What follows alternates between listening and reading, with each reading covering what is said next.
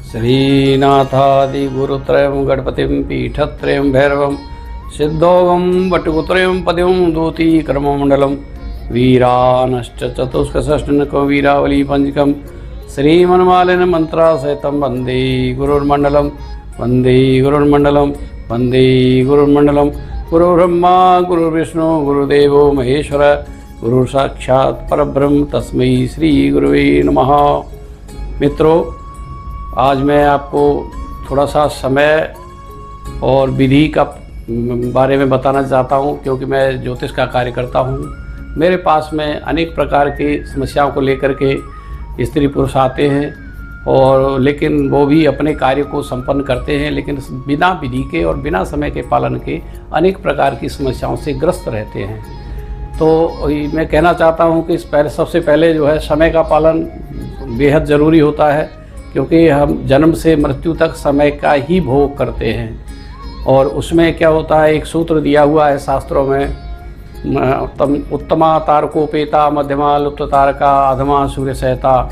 कोई कार्य अगर आपको अपने कल्याण के लिए करना है, पूजा हो, जप हो, तो साधना हो, तो सर्वोत्तम लाभ मिलता है तारों की छाँव में।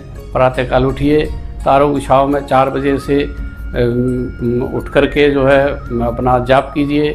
जप में कोई विशेष रूप से स्नान इत्यादि की आवश्यकता नहीं होती है।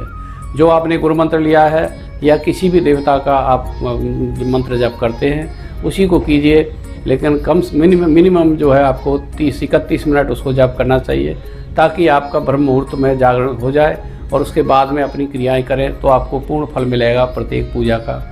लेकिन अगर आप थोड़ा सा लेट हो जाते हैं तो मध्यमा लुप्त तारका सूत्र कहता है कि यदि आप और लेट हो गए तो आप आधा फल चला जाता है, फिर आप पूजा करेंगे तो फल प्राप्त नहीं होगा, परेशानी बढ़ेगी। समय भी आपने बिताया पूजा में और लाभ भी नहीं मिला तो पीड़ाएं होती हैं, ग्रह कुपित हो जाते हैं। उसी प्रकार से अधमा सूर्य सहता, सूर्य देव के निकलने पर जब पूजा प्रारंभ की जाती है या आपका जागरण होता है तो वो अनेक प्रकार के अशुभ फलों को देने वाला होता है, क्योंकि अधमा जो पीड़ा देता है। तो उसी प्रकार से जब आप प्रातःकाल की क्रियाओं को शुरू करें तो कोशिश करें कि सुबह ब्रह्म मुहूर्त में जागें, स्मरण करें प्रभु का, तो जो भी क्रिया करेंगे वो शुभ फलदायी होंगी।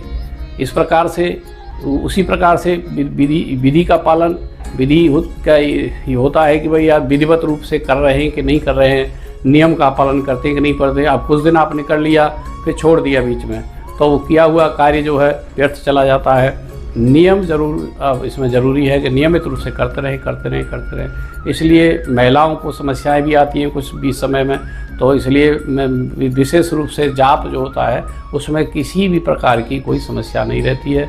आप किसी भी अवस्था में जाप अवश्य करते रहेंगे, क्योंकि उसमें कोई भी अशुभता नहीं आती है, इसलिए बताया जाता है। अब सामान्य तौर पे आप पूजा करेंगे तो मंदिर में जाना होगा, मंदिर में जाएंगे तो शुद्ध भाव से जाना पड़ेगा, तो आपकी तो पूजा 5 दिन छूट ही जाएगी, तो वो फिर आपको लाभ भी नहीं प्राप्त होने वाले हैं। इसलिए जप इत्यादि के लिए उचित होता है कि आप अपने जीवन में लाभ लेने के लिए किसी न किसी जाप से अवश्य जुड़े रहें।